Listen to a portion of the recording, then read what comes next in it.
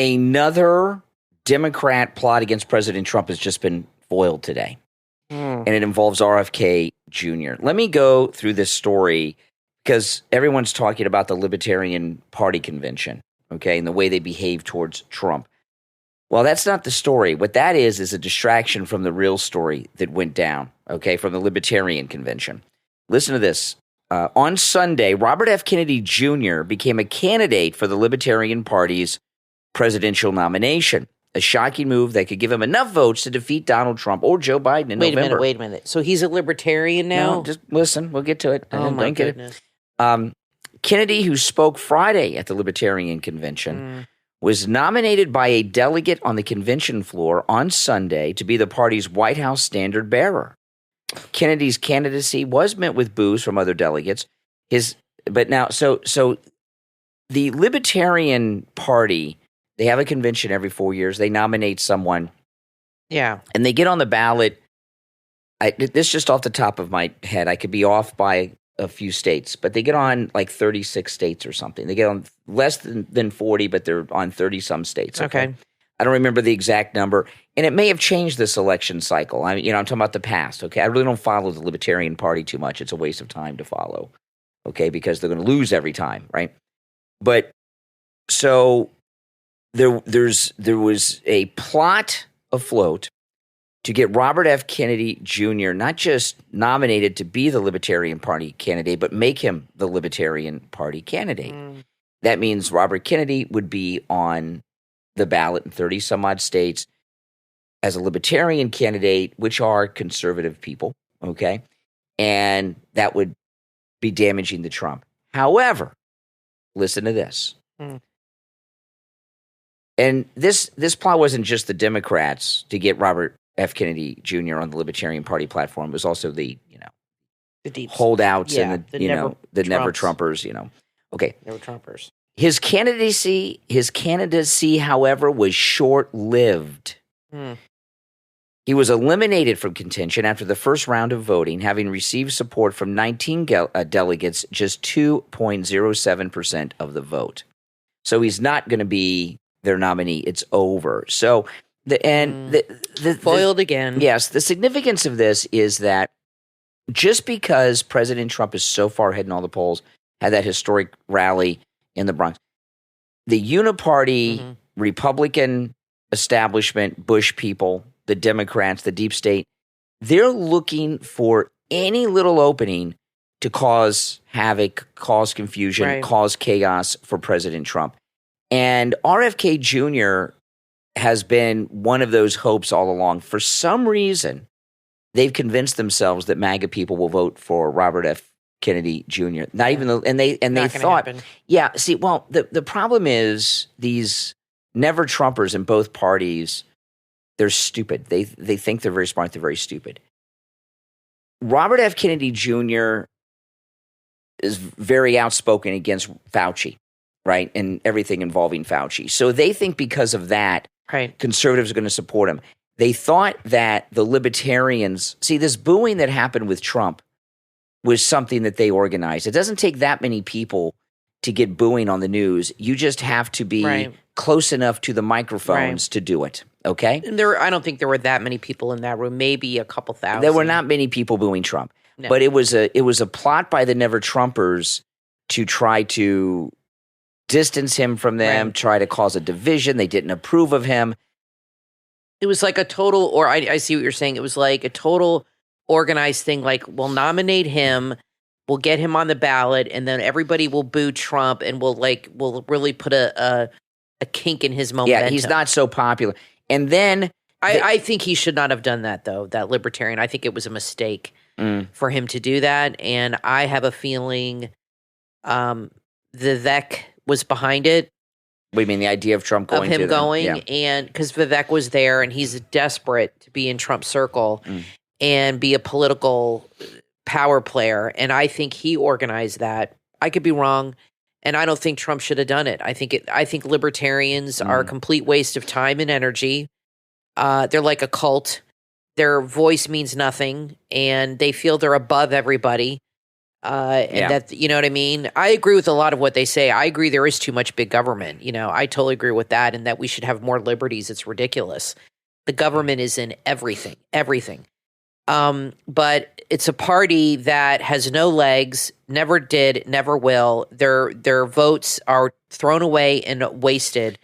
And maybe Trump convinced a few people around the country that are libertarian to vote for him. I don't think it's enough to make a difference at all. Here's the thing with the libertarians. I think it was a mistake. Here's the thing with the libertarians, okay? Libertarians have a lot in common with liberal Democrats. They just don't see it. And a libertarian, and I'll tell you what I mean by that. They think that they are better than the rest of the Republicans, including those of us who are MAGA, who are Trump. You know, they think they're better than us. They're the true conservatives. And they're very arrogant about it. Any vote, it's okay to be libertarian. A lot of MAGA people will tell you they're libertarian, okay? But they vote for Trump and who Trump says to vote for. If you're a libertarian and you vote for a libertarian candidate on the ballot in November, you might as well just vote for the Democrats, okay? Yeah. A vote for the libertarian candidate for president of the United States is a vote for the Democrat. And the Never Trumpers in the Uniparty know this. That's why they were hoping that they could get RFK Jr. nominated, because they figured, a lot of Republican MAGA people that are libertarian will vote for him if he's the libertarian nominee, and the plot was foiled. So don't waste your time with the Libertarian Party. Even Trump said, you know, keep getting your 3% or something. Yeah, you know, it's. I don't know what he was expecting, but I think he was. This is my personal belief. I feel Vivek talked him into doing it, and Vivek got booed there. It was reported. I think in the middle of Trump's speech, he realized this was a waste of my time, and then he started letting them know how he really felt. Yeah, and I'll tell you, whoever gave Trump the idea of going to the Libertarian Convention will be on the sidelines. I don't know if it was Vivek. It may be on the S list. They'll be on the sidelines from now on. Now, yesterday, I drove to Georgia, and I was visiting some friends in Jacksonville, which is pretty far from where we are, because we're in South Florida. But I drove to Georgia yesterday morning, and when I crossed, I was really pissed off. I've been to Georgia many, many times, of course. It borders us here in Florida.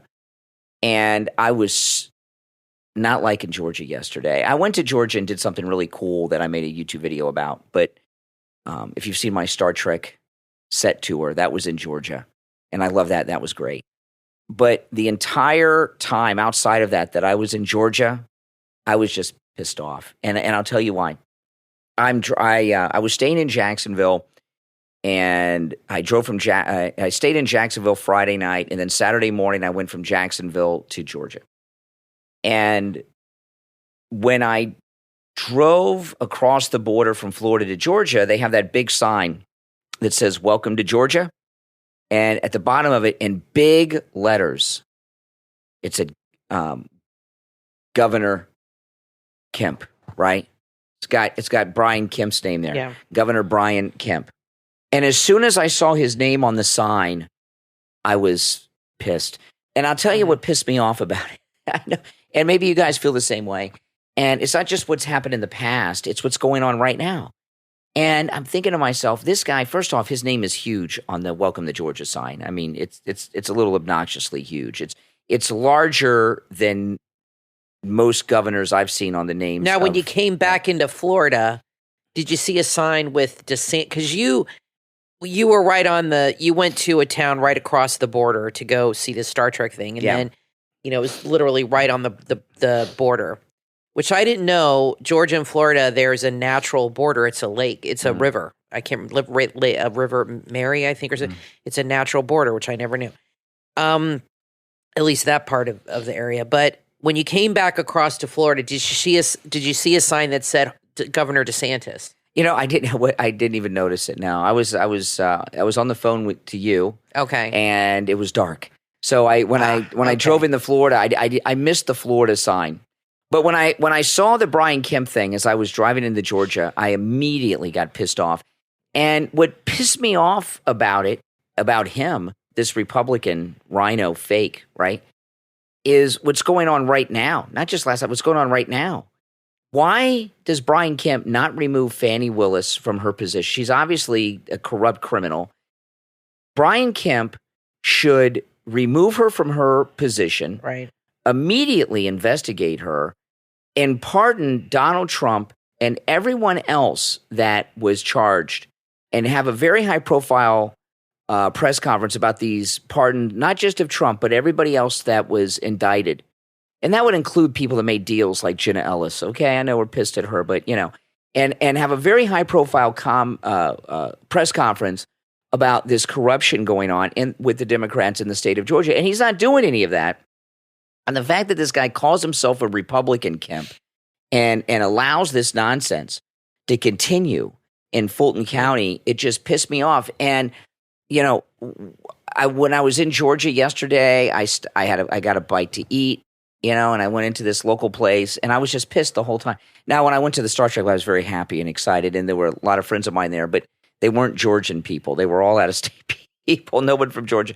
But Republicans like Brian Kemp, where he's in a position, Brian Kemp, to end this Fulton County nonsense today by pardoning, and I know a lot of people will probably listen to this and say, well, we don't want to pardon because that's like an acknowledgement of guilt. Right. No, I don't think so. I don't think that at all. If he pardoned, and not just Trump, everyone that she indicted in that, Trump's orbit, and then he had a press conference explaining why he was doing it. These people did nothing wrong. She's removed from office. And we're investigating her for criminal charges.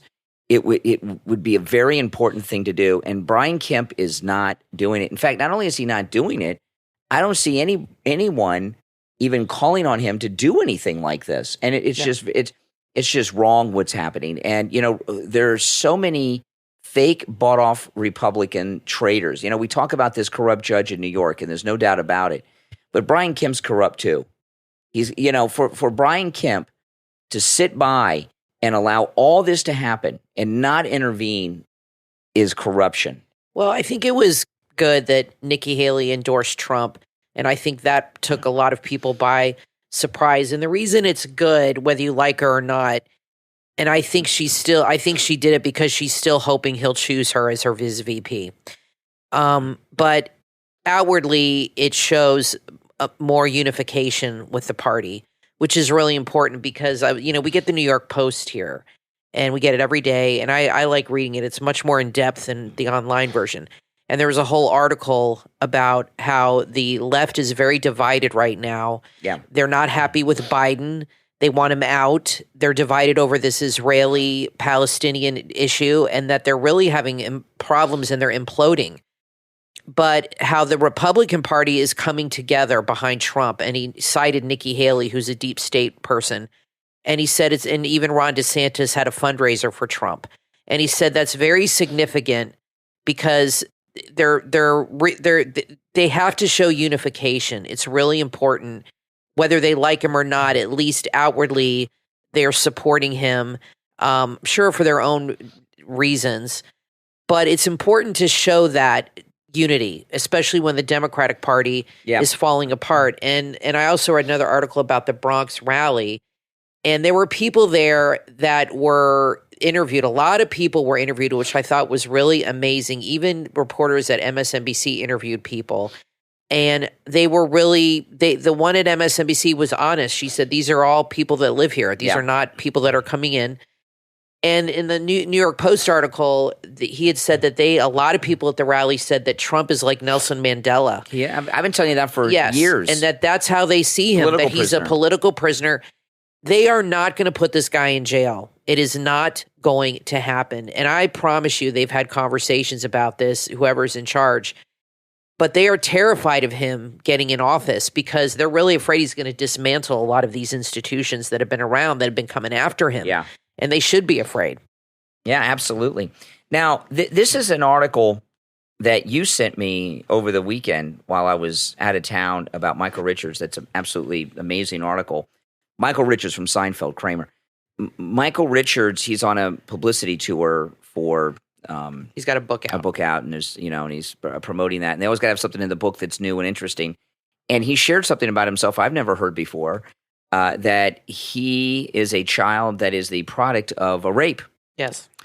And I've never heard that before. Maybe some of you have. You ever heard that before? I've never heard that before. No. But I don't know that much about him, so other than Kramer. No, but that's a pretty big deal. I don't think he really has told anybody that. Yeah, well, it's in the book. And, I mean, think about it. I mean, if his mother would have had an abortion, I guess somebody else would have played Kramer. He said that she wanted to. She had told him, but it was illegal.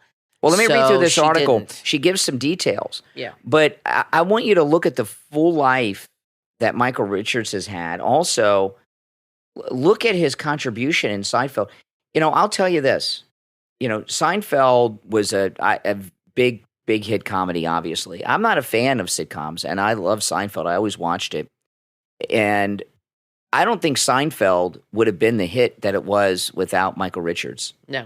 There was just something about his character that made that show something a little extra special. And if some other guy would have played Kramer, right? If his mother would have gotten the abortion because of the rape, the show may have made it to television, but it would not have been the hit that it was. It may not have gotten past the pilot. Michael Richards is an exceptional actor in that role. But let's read through this. Who knows? The show might never even have happened.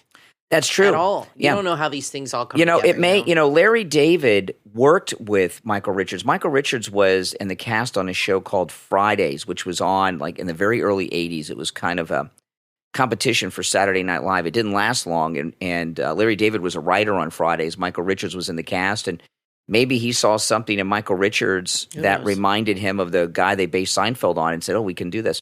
Listen to this, though. Michael Richards' mother initially told him that his dad was killed during World War II, didn't tell him that he was the product of a rape. And then after he pressured his mother about the numbers not adding up, she changed the story and said his father had died in a car crash. By the time he stepped up his efforts and tracked down a man he thought could be his father, his mother finally came clean and confessed that he had been the result of a sexual assault against her. And that's pretty amazing. And she does go on what you had said, that she wanted to have an abortion, but she was pregnant in 1949, and it was illegal. She did put him up for adoption, but changed her mind and kept him and raised him as a single parent. And, I'm curious about this because he's out on the PR circuit doing a lot of interviews, and I don't think people are going to ask him about this. I think they'll ask him about that stand-up thing that happened like almost 20 years ago when he had, he had that run-in with a black person and said some things that were kind of racist and got in trouble. But maybe he put this in the book so people wouldn't ask him about that. About the racist thing. About this instead. That's possible. Because this is very shocking. That's possible. And he's going to be... I think that seems more likely there. He's going to be doing a lot of interviews with like traditional type places like The View, places like that, And I hope when he does these interviews that this comes up because this could save a lot of lives. I mean, here, Well, unless he comes out and says, "I wish my mother aborted me." Well, that's not believable. Who would wish that? He could say, "I'm unhappy. I've been angry my whole life." Well, he does say that. He does say that I never felt loved. He said that. He said he had a lot of issues with the whole thing. And if you learn that your father was a rapist, that's got to have a tough impact on you. There's no doubt about it. But that show Law and Order SVU, right? The sexual assault Law and Order. The main character on that show that is played by what's her name, Marissa Haggerty. That character was conceived out of rape. So I hope Michael, and they don't talk about that anymore. That was in the early seasons. They've kind of dropped that, and the show's going off the air after over 20 years. And they don't mention that anymore. But this thing with Michael Richards certainly could save a lot of lives. So I hope it comes up in interviews. We're going to take a quick break and be right back. See this guy with the pillows on Fox? My pillow guy, Mike Lindell. Where is Mike? First of all, he does make a great product, great pillows. I actually use them, believe it or not. He's been a supporter from day one. The My Pillow guy, thank you. And he's been with us right from the beginning. As always, President Trump is right. The MyPillow is so good, even President Trump sleeps on one. Support Mike Lindell, President Trump, and the Steve Kane Show at the same time. Go to MyPillow.com and use the promo code KANE, K-A-N-E, at checkout for huge savings on MyPillow products. Promo code KANE, K-A-N-E, at MyPillow.com.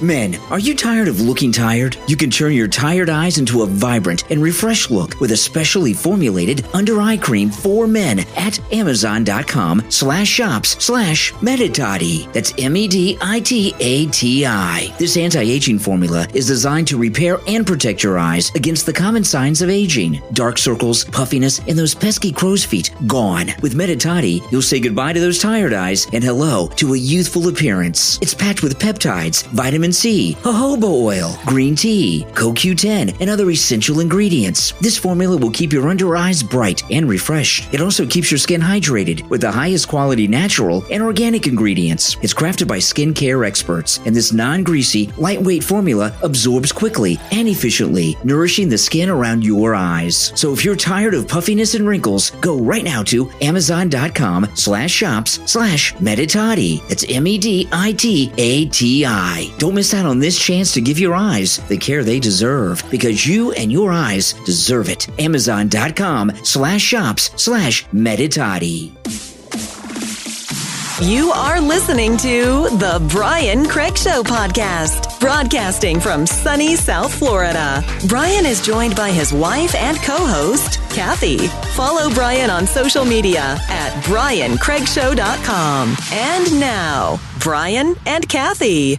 Okay, this is the ad, all right, that started this whole discussion. So it's a voiceover, and it's got Donald Trump on it, and it's supposed to be like front page newspaper stories. And in the background are these old newspaper articles that you really can't read. Mm-hmm.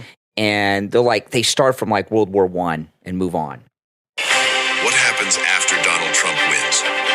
What's for America? The economy booms. American energy is unleashed, and an end to crushing taxes. The border is closed, and the largest deportation in history is underway. No more wars, as we focus on home. Law and order is restored. The American dream is back, and the best is yet to come. Make America great again. All right, now when at the end where he says "Make America Great Again," it says MAGA on the screen. And in the background, you would not notice this unless someone pointed it out to you. But in the background, the faded newspaper writing, you would not ever see this unless someone pointed it out to you, because it's impossible to make out. It says Unified Reich in the back of it, Unified Reich. And what they've done is, since this ad came out, is, oh, look, Trump wants to be a Nazi. He posted this on True Social. Obviously, it was a setup. Well, yeah, it was obviously a setup. But Rob Schmidt on Newsmax did some deeper digging, and he found the video template that these pranksters made and put into context this Unified Reich thing on this newspaper. Let me play. This is Rob Schmidt. Rob Schmidt is on Newsmax in the early evenings, I think 7 Eastern time. Really good. Oh, yeah, he's great. Him and Greg Kelly are the two best ever on cable television, better than O'Reilly and Tucker when they were on really Fox. Good. They need to be back to back. That would be like Kelly on at 8, or move Rob Schmidt up to Rob Schmidt's very good. 8 o'clock. And and Eric Bolling moved down to 7. That would be better. It'd be spectacular. So Rob Schmidt has he found the template that was used to make this video. Okay. And tells us what it really says about a unified Reich. Because when they unified Reich, that means Hitler, Nazi. Trump wants to be Hitler. Yeah, it's right? ridiculous. Was used for this, and we can pull it up maybe full screen. You can buy this online.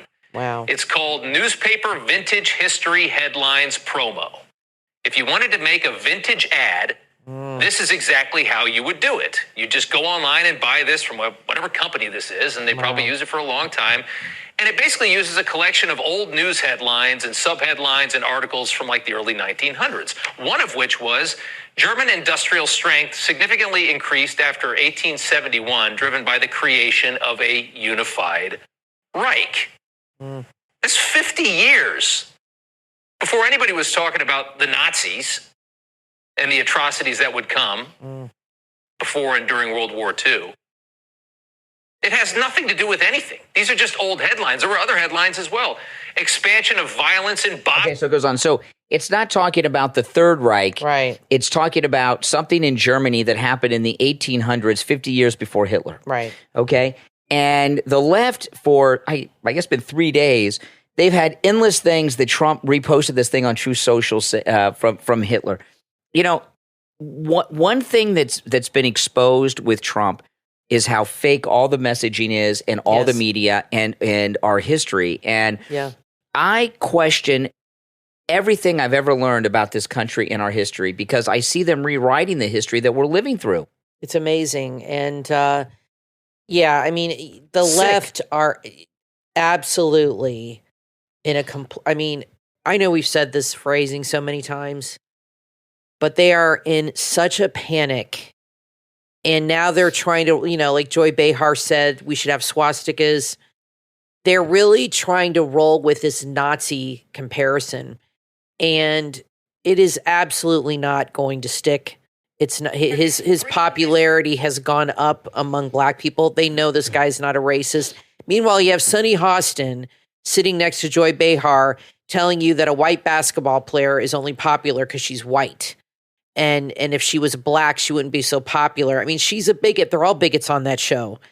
But Trump's the Nazi. I mean, it's insane to me. Joy Behar was literally in blackface. Have you ever seen Trump in blackface? No. Could you imagine? No. But he's the bigot. I mean, those women are so racist. It's insanity. And this whole thing with Rob Schmidt, and now they're trying to roll with this. It's not going to stick with people. There's too many problems going on. Biden's a disaster, and everybody knows it's all BS.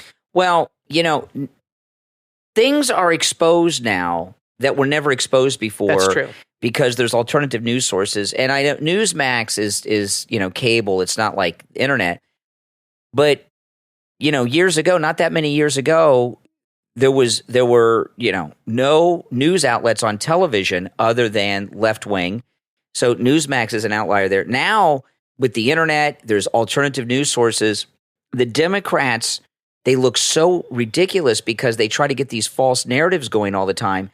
But that's what they've been selling us for our entire lives. There was just no ability to expose them before. Mm-hmm. And if you did, there was no platform to put it out there. Right. And now there is. And the legacy media and the Democrat Party are operating like it's still the 80s. They have gone so radical and so fantastical with their ideas.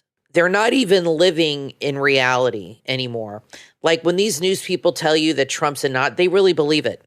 I used to think that they were just like pushing a narrative, but these people are true believers. They really believe that Trump is a Nazi, that we're Nazis, that we're dangerous, that we need to be stopped at any cost. They really, truly believe this.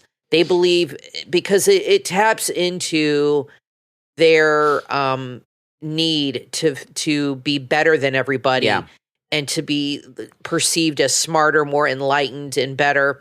And that taps into that need that they have, so they grab onto it. But the problem is America, like you said, Trump started the fake news exposing that.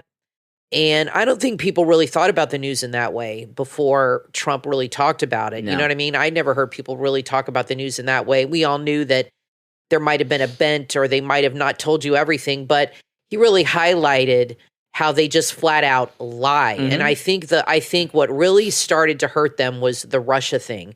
They went on and on with that for so long. And then the Hunter Biden laptop, the Ashley Biden diary telling you it's not true, it's Russian disinformation. And then months later, and then with COVID, it did come from a lab. She just verified it was her diary. It was Hunter's laptop. All this truth comes out that we've known all along. but that the left have denied. And then months and months, sometimes years later, they admit, oh, yeah, it is true. So what's happening is people are getting perspective now. And that's why it's kind of good that Trump wasn't in office right now, because it gives people that perspective and it gives time. You know, this is all part of God's plan. I believe he is using Trump to expose the corruption of our government. And I think Trump not being in the White House right now was totally a part of God's plan. So you shouldn't worry. And he's going to win, because God wanted us to see the corruption and needed that time for people to look back and be like, you know what? This is all lies and nonsense. And people really are waking up to it. Think about if Trump had been in office and was getting ready to leave his term. Do you think any of this stuff would have been exposed? Maybe not. Might not have been exposed. You know what it is? And, none of these court cases would have happened, and they're all exposing lies too. We had, if Trump would have had 2 terms back to back instead of 2 non-consecutive terms like he's going to have, because everyone's going to find. I said this long ago. I said this years ago. Yeah. That having 2 non-consecutive terms is going to be better than 2 back to back. I agree. Because if he had 2 back to back, a lot of things would have happened. The shutdowns and everything. The Democrats would have, there'd still be things shut down in Democrat control areas because they would want to hurt him. So, and everything that's happened, like you mentioned with the lawfare, the MAGA movement is probably twice the size that it was 4 years ago, because so many people who thought we were paranoid and crazy have realized in the last 3.5 years with this senile old coot, Joe Biden, how right Trump really is. And I want to play this. That needed to happen, I think, to see that. I want to play this clip that you mentioned from The View, okay? Sunny Hostin. She's talking about this girl, that white girl that's in the WNBA. Caitlin Clark is bringing this money, these sponsorships, we hope, into the league, and other players will benefit from it. But I do think that she is more relatable to more people because she's white, because she's attractive. And unfortunately, there still is that stigma against the LGBTQ plus community. 70% of the WNBA is black. What is she A third of the players are in the LGBTQ plus community. And we have to do something about that stigma in this country. I think that people have a problem with basketball playing women that are lesbian.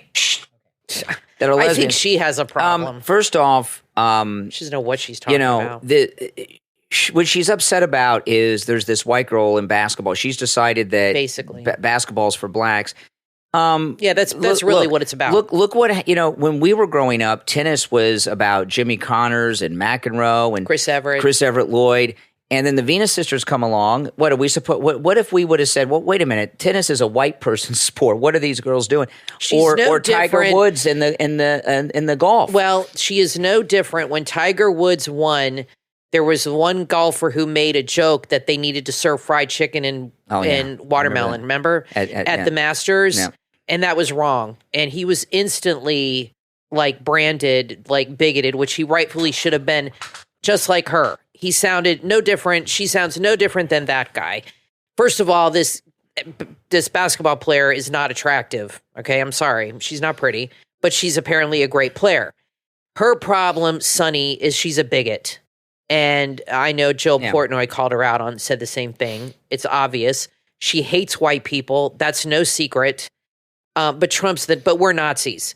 But see, a lot of people that are not a lot, but some people that are minorities and liberal really believe that any hatred like that towards whites is not bigoted and it's totally justified and right.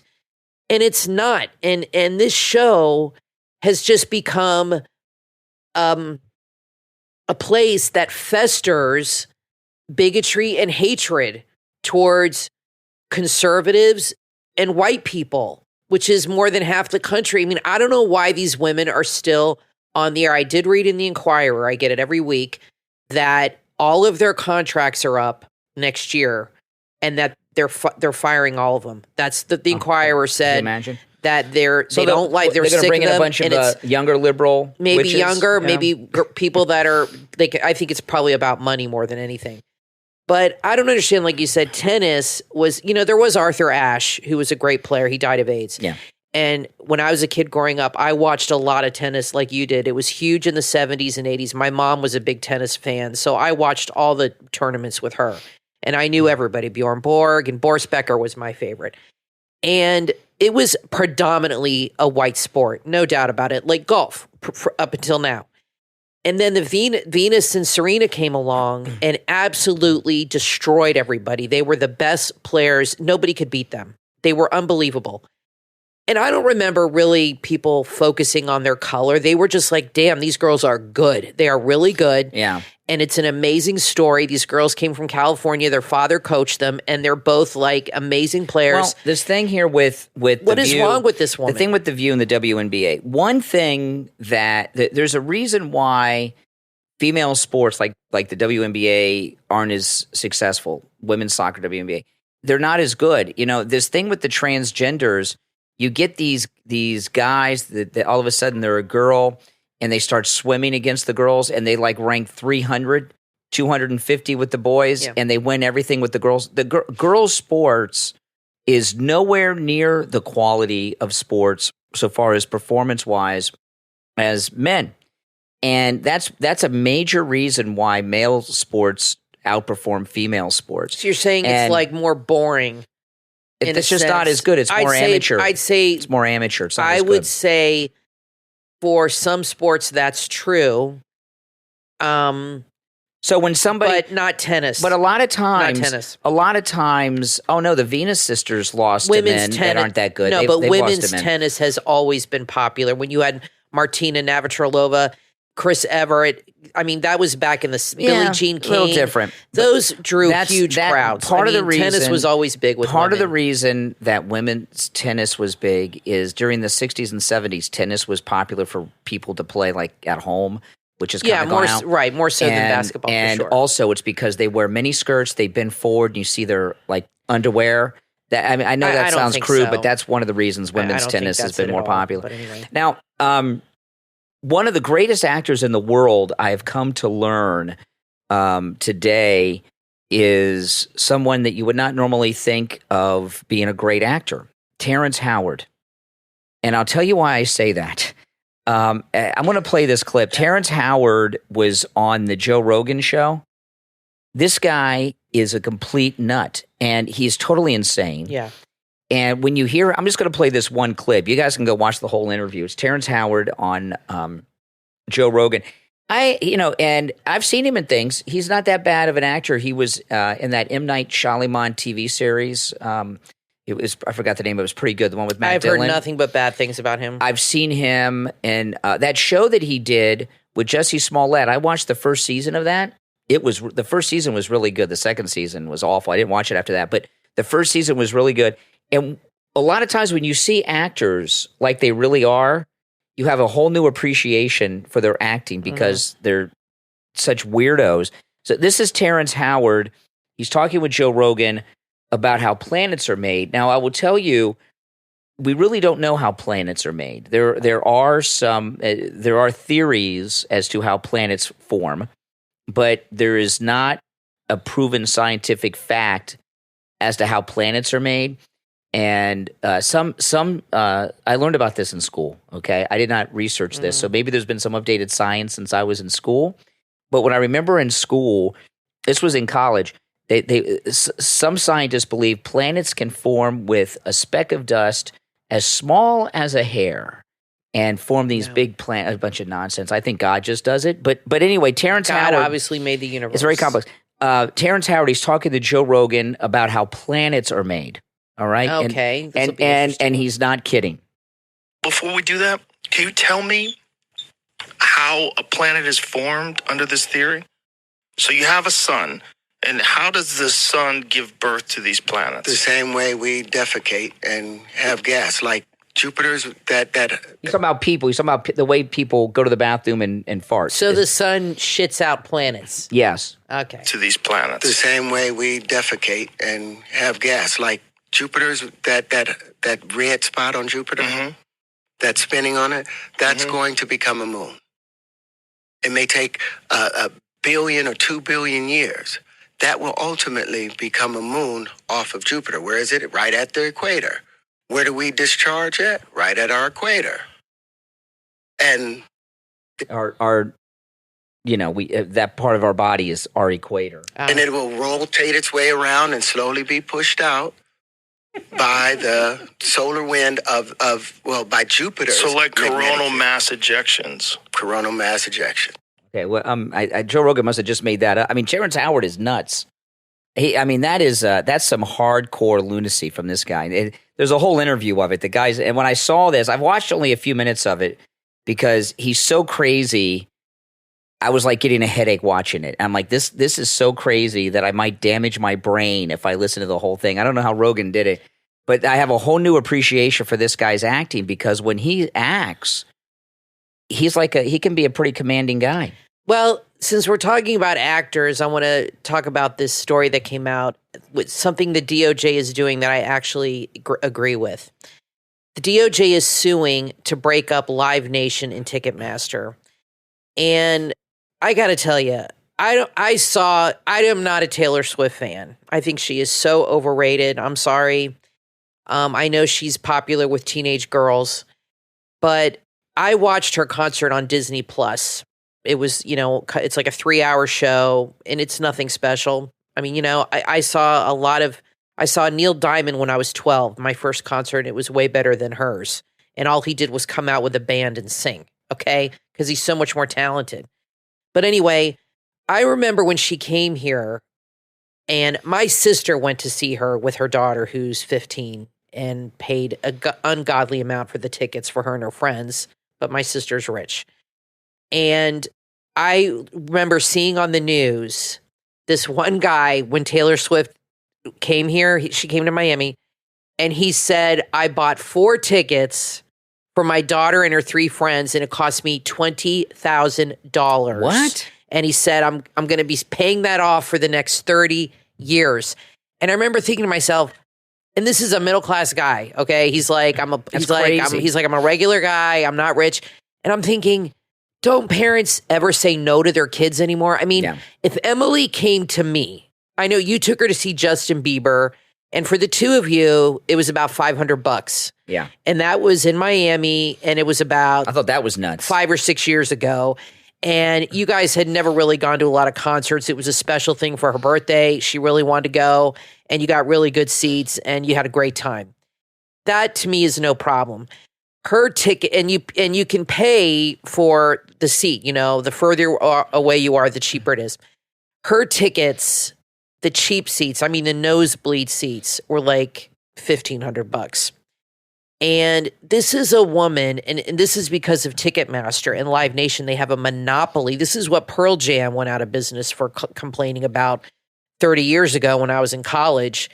Remember, they went against Ticketmaster and then they stopped selling their tickets. Mm-hmm. They have a monopoly on these tickets, and the prices are out of control. And I don't understand how parents could spend $2,500. Well, they don't have to.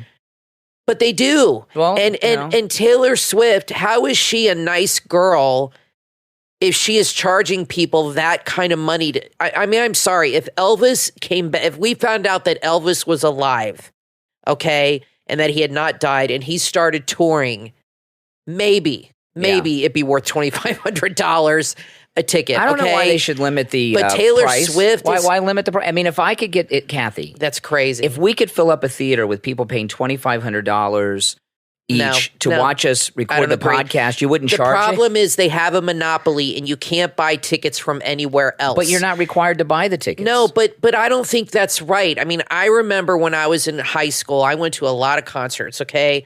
I saw Journey, Hall & Oates. I saw Duran Duran in middle school. Rick Springfield. I saw a lot of good shows. You saw Madonna. You know what I paid for those tickets? $15. Yeah. And there was no tier.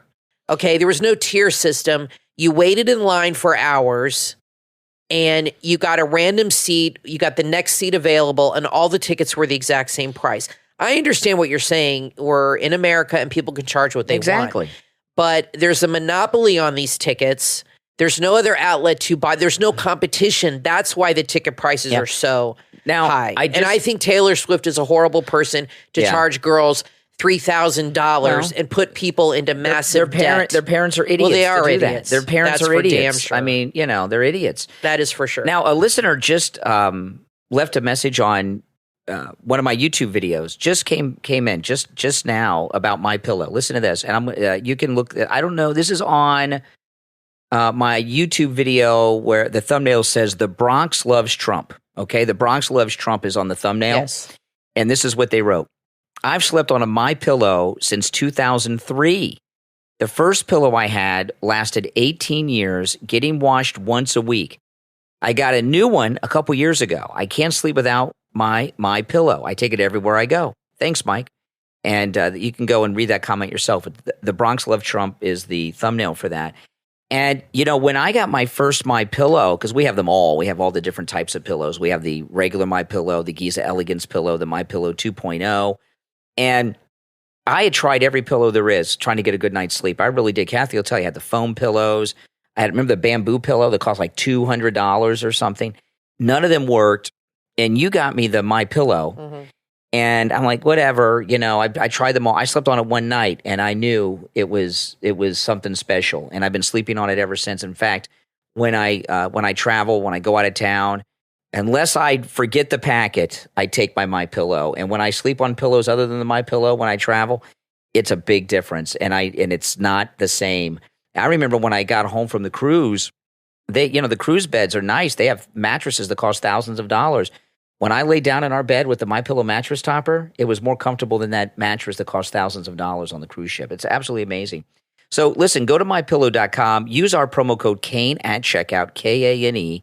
And it's a great way for you to support the program by using our promo code Kane at checkout, Kane.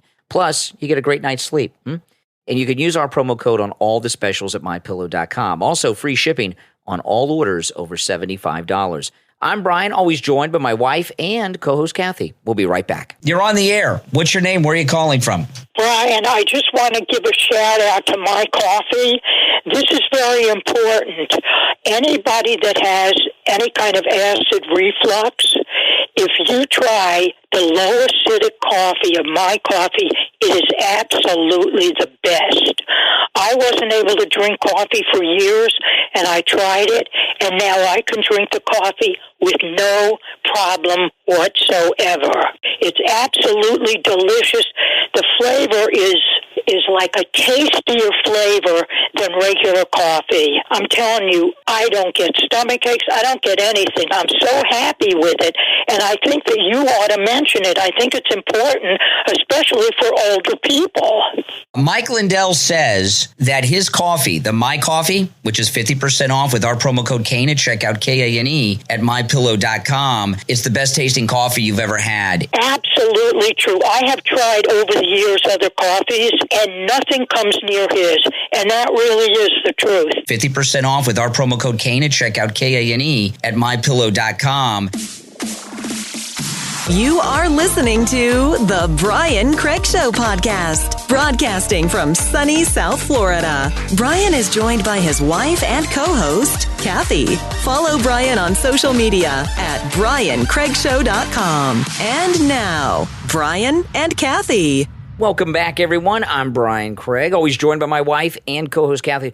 We got a lot of more information about the FBI raid on Mar-a-Lago, okay, all week long.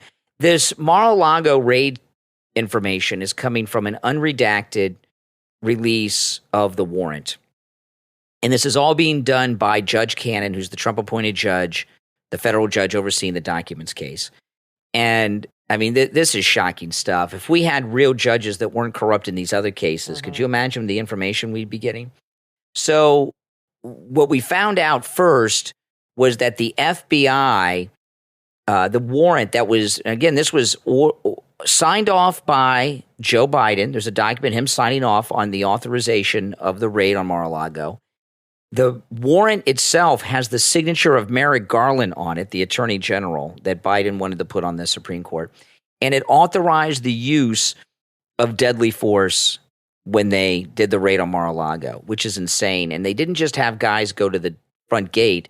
They had FBI had boats surrounding Mar-a-Lago and everything else. Now we have found out some more stuff. And now what first happened is the media, the left, everyone says, oh, this is normal.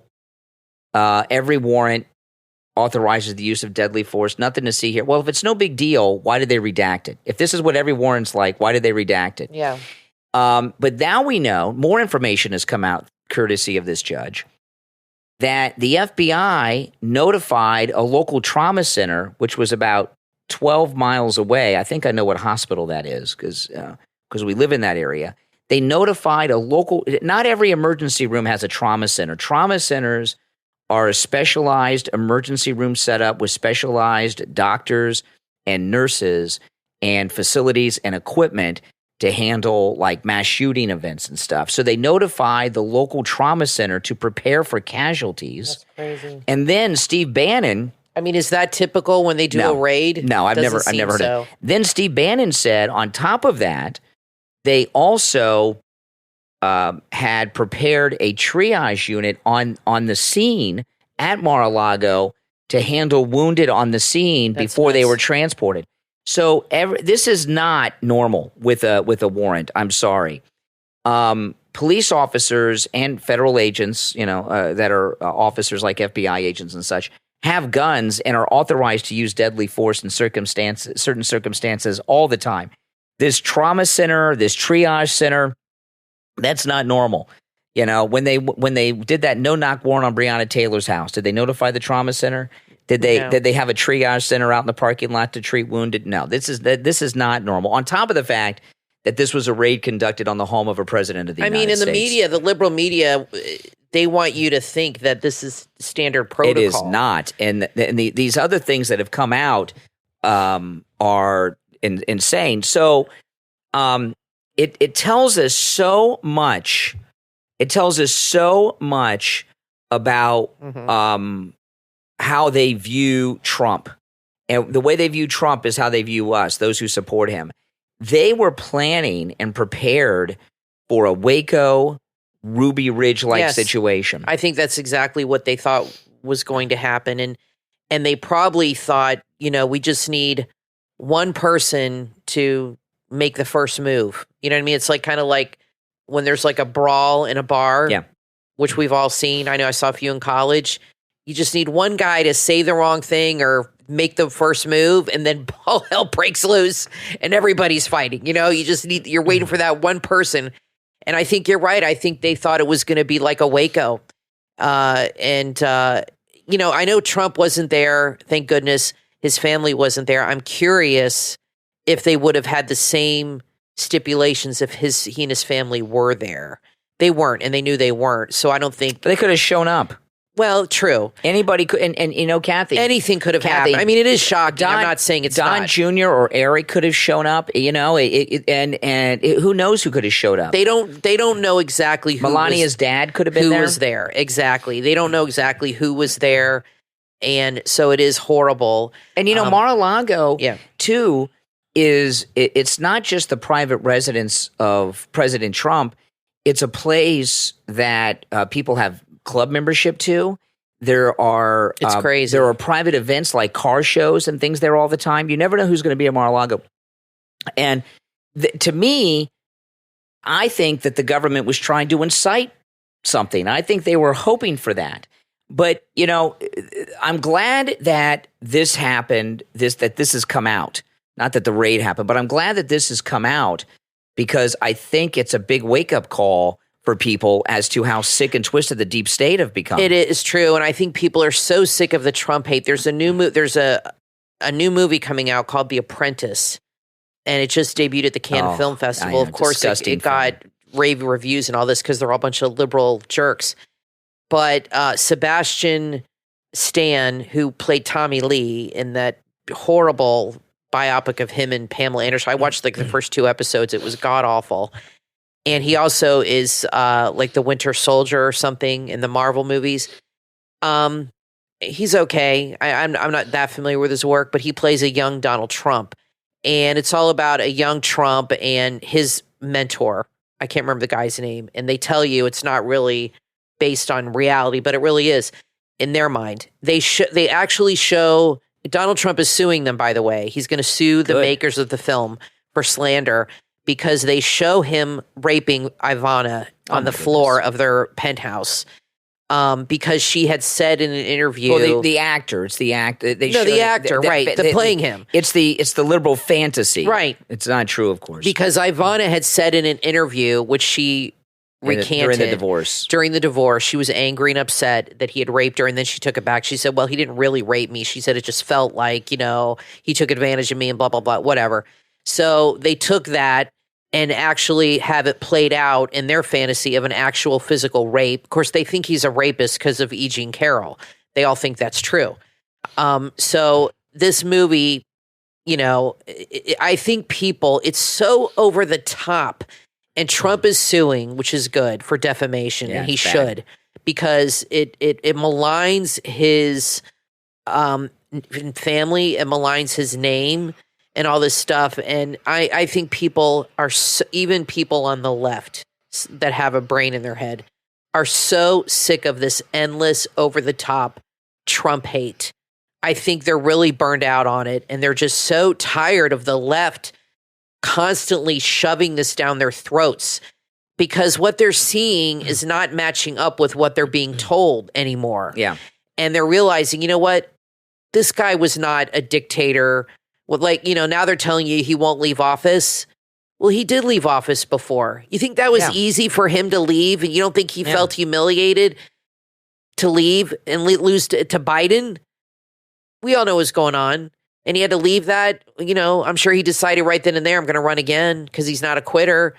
But he left because he follows the government. He follows the Constitution. He doesn't want to be a dictator. But they're still saying he won't leave office. Even though he did already. I mean, it's absolutely absurd. It really is insane. They make this up. Oh, yeah. Now, I want to thank our Patreon supporters for their support of the program. And remember, you Patreon supporters, you have access to commercial-free editions to all of our podcast episodes on our Patreon page. And you also get access to a lot of exclusive things that Kathy and I post there that are not posted anywhere else.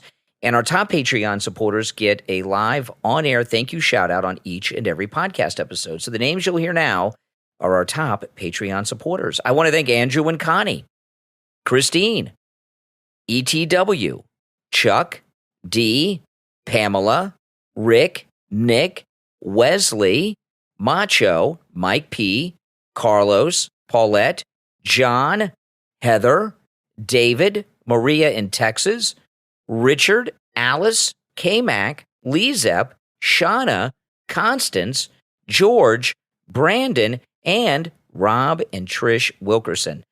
These are our top Patreon supporters. Thank you all. And if you would like to become a Patreon supporter, there is a link in the description of this and every episode. We're out of time, but we'll talk to you next time.